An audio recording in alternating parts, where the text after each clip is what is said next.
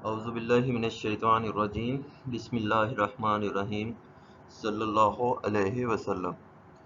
हम vitamin B12 discuss कर रहे हैं। विटामिन B12 में अभी तक हमने इसका मेटाबॉलिज्म डिस्कस किया है।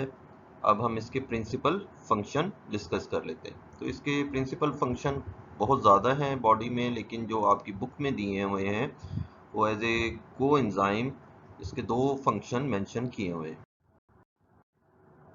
तो पैटर्न यही चल रहा है हमारा। सबसे पहले हमने विटामिन बी को डिफाइन किया। ये कोबाल्टिंग या कोरिंग्रिन एक विटामिन है। विटामिन्स इसके डिस्कस कर लिए, इसका मेटाबॉलिज्म यानी इसकी डाइजेशन, एब्जॉर्प्शन, ट्रांसपोर्टेशन और यही इसकी काजेज ऑफ डेफिशिएंसी डिस्कस कर ली है। और प्रिंसिपल फंक्शन जो मैंने अभी जैसे बताया कि बहुत सारे फंक्शंस हैं बॉडी में डिफरेंट विटामिन्स के, लेकिन हम सिर्फ वही फंक्शंस डिस्कस करेंगे जो कि हमारे बुक में या दोनों बुक्स में जो है वो मेंशन है। सभी water soluble vitamin as a coenzyme काम करते हैं। तो विटामिन B12 कौन से दो एंजाइम्स को एज ए कोएंजाइम असिस्ट करता है? पहला है मिथाइल मेलोनाइल को ए म्यूटेज। इसमें 5-डीऑक्सी एडिनोसिन और एडिनोसाइल कोबालामीन जो फॉर्म है, जो हमने फर्स्ट लेक्चर में डिस्कस की थी, वो इस एंजाइम को एज ए कोएंजाइम असिस्ट करेगी। सेकंड जो है मीथियोनिन सिंथेज। मीथियोनिन सिंथेज जो है एक एंजाइम है बॉडी में। मिथाइल कोबालामीन या मैथिकोबाल भी कहते हैं इसको जनरली स्पीकिंग। मिथाइल कोबालामीन जो फॉर्म है विटामिन B12 की, वो इसको एज ए कोएंजाइम डिस्कस करेगी। आज के लेक्चर में हम मिथाइल सिंथेटेज और मिथाइल कोबालामीन का उसमें जो रोल है वो डिस्कस कर लेते हैं। ओके, एंजाइम है मीथियोनिन सिंथेज MS और vitamin B12 in a form of methylcobalamin और मिथाइल कोबालामीन उसको एज ए कोएंजाइम असिस्ट कर रहा है। क्या रिएक्शन ये असिस्ट करता है? तो MS या मिथाइल सिंथेटेज जो है causes remethylation of homocysteine to methionine. Remethylation, ठीक है, मिथाइलेशन भी कह सकते हैं, लेकिन अभी हम जब साइक्लर फॉर्म में डिस्कस करेंगे तो आपको पता चल जाएगा कि बार बार ये साइकिल चल सकता है, क्योंकि कंटिन्यूस सप्लाई जो है बॉडी को मुख्तलिफ जो हमारे न्यूट्रिएंट्स है वो नहीं मिलती, तो बॉडी में ये बजाते खुद एक मैकेनिज्म होता है जिसको हम बायोसिंथेसिस कहते हैं, कि उसके तहत ये बॉडी डिफरेंट अपनी जो ज़रूरत की चीज़ें हैं वो बना लेती है। Homocysteine to methionine. अब यहां देखें, होमोसिस्टीन सबस्ट्रेट है, होमोसिस्टीन मिथियोनिन सिंथेटेज एंजाइम है और प्रोडक्ट बन रहा है मिथियोनिन। यहां एक फोलेट ट्रैप या फोलेट का जो कि विटामिन आगे हम इसके बाद पढ़ेंगे, उसका भी रोल है इस स्टेप में, और विटामिन B12 का भी एक रोल है इन दोनों स्टेप्स में। तो यहाँ N5 मिथाइल टेट्राहाइड्रोफोलेट समल्टेनियसली टेट्राहाइड्रोफोलेट में कन्वर्ट हो रहा है, और इन दोनों प्रोसेसेस में विटामिन D का जो मिथाइल कोबालामीन है वो एक इम्पॉर्टेंट रोल परफॉर्म कर रहा है। इसको समझते हैं, ठीक है। ये बहुत इंपॉर्टेंट है एग्जामिनेशन पॉइंट ऑफ व्यू से भी, और आपकी क्लिनिकल जो आगे जो लाइफ है उसमें भी ये स्टेप काफ़ी इंपॉर्टेंट है।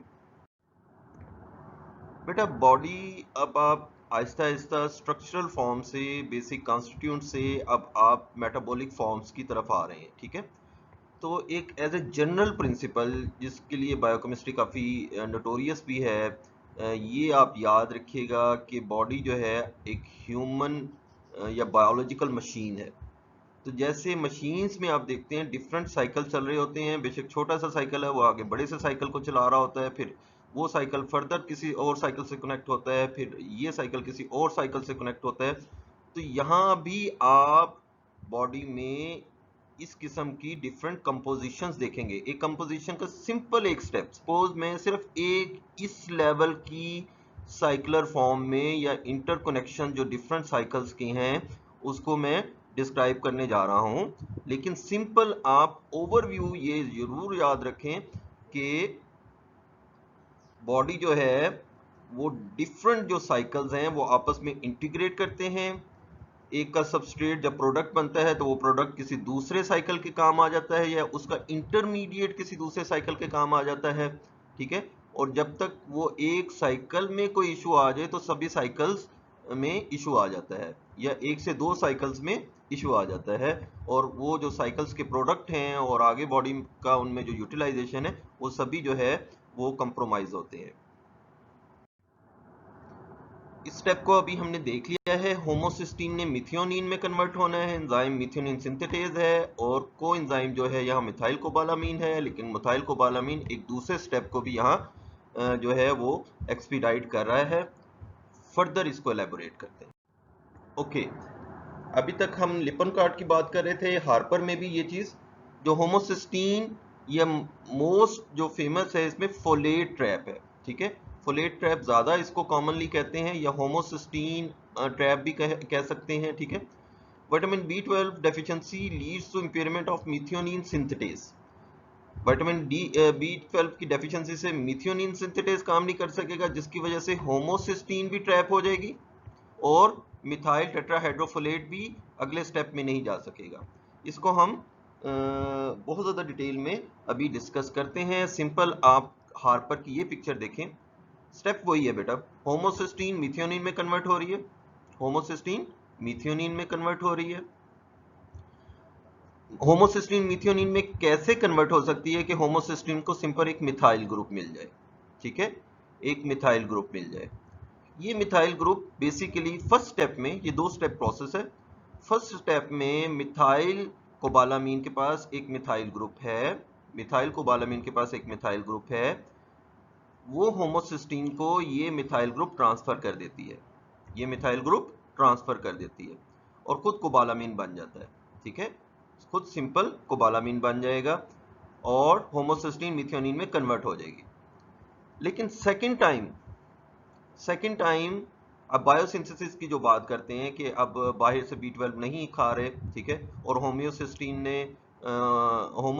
ने जो है मिथियोनिन में कन्वर्ट होना है, क्योंकि होमोसिस्टीन बॉडी में ज़्यादा रहेगी तो ये आर्टीरियल डैमेज वगैरह करेगा, ठीक है, ओवर द लॉन्ग टाइम।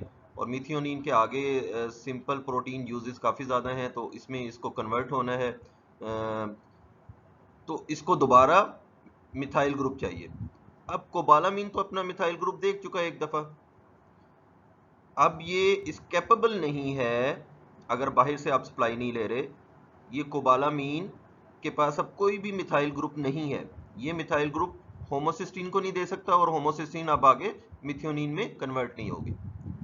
तो इन अ सेकंड स्टेप ये कोबालामीन क्या करेगा, अब यहां साइमल्टेनियसली इसी सेल में एक और प्रोसेस चल रहा है कि मिथाइल टेट्राहाइड्रो, बेसिकली ये 5 मिथाइल टेट्राहाइड्रोफोलेट है, मिथाइल टेट्राहाइड्रोफोलेट H4 टेट्रा को शो कर रहा है, THF भी कहते हैं।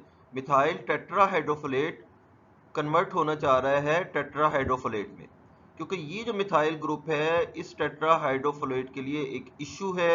आगे ये DNA सिंथेसिस में इसने रोल परफॉर्म कर रहा है, लेकिन अनटिल अनलेस ये अपने इस मिथाइल ग्रुप से जान नहीं छुड़वाएगा तो ये टेट्राहाइड्रोफोलेट में कन्वर्ट नहीं होगा।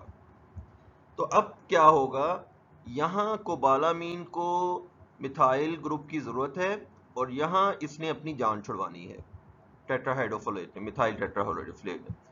तो एक विन विन सिचुएशन होगी, मिथाइल ग्रुप जो है ऑफ द टेट्राहाइड्रोफोलेट वो कोबालामीन ले लेगा और दोबारा कैपेबल हो जाएगा होमोसिस्टीन को मिथियोनिन में कन्वर्ट करने का, और इसके इस जो है एक्सेप्टेंस से ऑफ द मिथाइल ग्रुप जो है वो मिथाइल टेट्राहाइड्रोफोलेट में कन्वर्ट हो जाएगा, ठीक है। इसको दोबारा से रिपीट करके समझ लीजिएगा, बार बार रिपीटिशन से फिर मजा नहीं आता। ओके, अब इसको ट्रैप क्यों कहते हैं ये हम फोलेट में भी डिस्कस करेंगे, अभी भी क्विकली डिस्कस कर लेते हैं कि बेटा हम फोलेट मैकेनिज्म में ये देखेंगे कि मिथाइल टेट्राहाइड्रोफोलेट में एक फोलेट साइकिल होता है कि मिथाइल टेट्राहाइड्रोफोलेट में जब फोलेट का एक इंटरमीडिएट है ये जब इस स्टेप में पहुंच जाता है तो ये रिवर्सिबल फिनोमेना नहीं है, ये इरिवर्सिबल है। मिथाइल टेट्राहाइड्रोफोलेट यहाँ से दोबारा वापस नहीं जा सकता, ये अब आगे ही जा सकता है। आगे ये उस वक्त जा सकता है जब इससे कोई मिथाइल ग्रुप ले ले, ठीक है, इससे कोई मिथाइल ग्रुप ले ले। तो यहां अगर सपोज B12 की डेफिशिएंसी होगी, मिथाइल कोबालामीन की डेफिशिएंसी होगी, ठीक है, कोबालामीन की डेफिशिएंसी होगी, तो मिथाइल ग्रुप इससे इस जगह के ऊपर एक्सेप्ट करने वाला कोई नहीं होगा और फोलेट जो है वो यहाँ ट्रैप हो जाएगा, ठीक है, इसलिए इसको फोलेट ट्रैप कहते हैं, ठीक है, फोलेट यहाँ ट्रैप हो जाएगा और ये प्रोसेस आगे नहीं जा सकेगा, प्रोसेस आगे नहीं जा सकेगा तो सारे क्लिनिकल इश्यूज आ जाएंगे। और सेम एज होमोसिस्टीन कन्वर्ट होने के लिए मिथ्योनिन में इसको ज़रूरत है मिथाइल ग्रुप की, और अगर अगेन यहाँ कोबालामीन नहीं होगा, या फिर अब यहाँ इसको भी शामिल कर लेते हैं कि मिथाइल टेट्राहाइड्रोफोलेट नहीं होगा, यानी कि फोलेट की डेफिशिएंसी है, फोलिक एसिड की डेफिशिएंसी है, तो होमोसिस्टीन मिथ्योनिन में कन्वर्ट नहीं हो सकता और होमोसिस्टीन भी इस जगह के ऊपर ट्रैप हो जाएगा। लेकिन इसकी ट्रैपिंग जो है ये वापस एक दो स्टेप्स में और जगह पे जा सकता है, लेकिन ये कहीं नहीं जा सकता, इसलिए ये ज़्यादा फेमस नहीं है कि होमोसिस्टीन ट्रैप। ज़्यादा फेमस जो है इसको फोलेट ट्रैप ही कहते हैं, ठीक है। इन दोनों के कॉन्सिक्वेंसेस क्या होंगे ट्रैप होने के, ये हम फर्दर लेक्चर्स में डिस्कस कर लेते हैं। क्विकली देख लेते हैं, हमने बात की जैसे हम सिर्फ साइकिल का एक पोर्शन डिस्कस कर रहे हैं, ये जो है ना होमोसिस्टीन मिथ्योनिन में और मिथाइल टेट्राहाइड्रोफोलेट मिथाइल टेट्राहाइड्रोफोलेट में कन्वर्ट हो रहा है, ये सिंपल 2 साइकिल्स का, बल्कि 3 साइकिल्स का एक छोटा सा हमने स्टेप शो किया है। ये देखिए ये पूरा साइकिल है जिसको मिथ्योनिन साइकिल भी कहते हैं, इसको फोलेट साइकिल भी कहते हैं एट टाइम्स। तो ये साइकिल्स के आगे क्लिनिकल इम्प्लीमेंटेशंस हैं जिसको हम नेक्स्ट लेक्चर में डिटेल में डिस्कस कर लेंगे, ठीक है, कि इसकी अगर ये ट्रैप होता है यहाँ फोलेट मिथाइल टेट्राहाइड्रोफोलेट यहाँ ट्रैप हो जाता है और होमोसिस्टीन यहाँ ट्रैप हो जाता है, तो बाकी साइकिल्स की इंटरप्रिटेशंस क्या होगी, ठीक है, क्योंकि साइकिल तो किसी एक जगह के ऊपर भी ट्रैप हो गया बेटा, ये साइकिल किसी एक जगह के ऊपर भी जैम हो गया या ट्रैफिक जैम हो गई तो पूरा साइकिल ही हाल्ट होगा, ठीक है, और पूरा साइकिल हाल्ट होगा तो आप देखेंगे डिफरेंट स्टेप्स, डिफरेंट इसके सबस्ट्रेट्स आगे जो है वो डिफरेंट बॉडी की कंपोजिशंस में रोल परफॉर्म कर रहे हैं और इसके भी डिफरेंट जो है वो रोल परफॉर्म हो रहे हैं, तो सभी जो है वो क्लिनिकल इंप्लीमेंटेशन शो होंगी। इसको भी डिटेल में बेटा क्लिनिकल इम्प्लीमेंटेशन ऑफ या डेफिशिएंसी इसी के बाद के लेक्चर में हम इन साइकिल्स को डिटेल में डिस्कस कर लेते हैं। अगेन एक डिफरेंट एस्पेक्ट है इस साइकिल का, इसको भी हम डिस्कस करेंगे। अगेन सिंपल इस प्रोसेस को आज के लेक्चर में हमने जो है B12 का एज ए कोएंजाइम जो है एक रोल डिस्कस किया है। ये कोएंजाइम B12 की कौन सी फॉर्म थी, वो मिथाइल कोबालामीन थी। ये कौन से एंजाइम को असिस्ट कर रही थी, वो मिथ्योनिन सिंथेज था। ये मिथ्योनिन सिंथेज जो है MS जो है वो कौन से प्रोसेस को फैसिलिटेट कर रहा है, होमोसिस्टीन को मिथ्योनिन में कर रहा है, ठीक है। ये लिपन कार्ड की पिक्चर है, ये हार्पर की पिक्चर है, यही स्टेप देखें होमोसिस्टीन मिथ्योनिन में और समल्टेनियसली यहाँ मिथाइल टेट्राहाइड्रोफोलेट में। यहाँ आप देखें N5 इसने अच्छा लिखा है, बेसिकली N5 होता है, N5 मिथाइल टेट्राहाइड्रोफोलेट में। इन दोनों प्रोसेसेस में मिथाइल कोबालामीन का बहुत इंपॉर्टेंट रोल है। यहाँ ये एक नेट की पिक्चर है, इसको भी देख लें, होमोसिस्टीन मिथ्योनिन में कन्वर्ट होगा और मिथ्योनिन सिंथेटेज एंजाइम है, मिथाइल कोबालामीन एज ए कोएंजाइम है, ये अपना मिथाइल ग्रुप देगा तो मिथ्योनिन होमोसिस्टीन मिथ्योनिन में कन्वर्ट हो जाएगा और आगे डिफरेंट स्टेप्स हैं जो हम नेक्स्ट लेक्चर में डिस्कस कर लेंगे। तो आज के लेक्चर में हमने बेसिकली 2 साइकिल्स का जो एक स्टेप है, कॉमन स्टेप है या डिपेंडेंट स्टेप है 2 साइकिल्स का एक दूसरे के ऊपर, उसको डिस्कस किया है। एंजाइम मिथ्योनिन सिंथेज था और कोएंजाइम इसमें मिथाइल कोबालामीन था।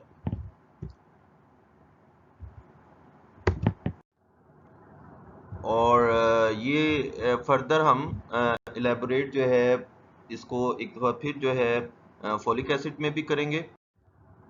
फोलेट ट्रैप हाइपोथेसिस जो है ये लिपनकॉर्ट ने लिखा हुआ है, ठीक है। इसको आप B12 में भी डिस्कस कर सकते हैं और फोलिक एसिड में भी डिस्कस कर सकते हैं। आज हमने कंप्लीट इसको स्टेप वाइज डिस्कस कर लिया है। इसकी डिस्क्रिप्शन जो है वो हार्पर में भी है और लिपनकॉर्ट में भी है, आप इसको पढ़ लीजिएगा। कोई इशू आता है तो आप बेशक क्वेश्चन कर लीजिएगा। इसको हम फोलिक एसिड में दोबारा से भी एक दफ़ा रीलुक कर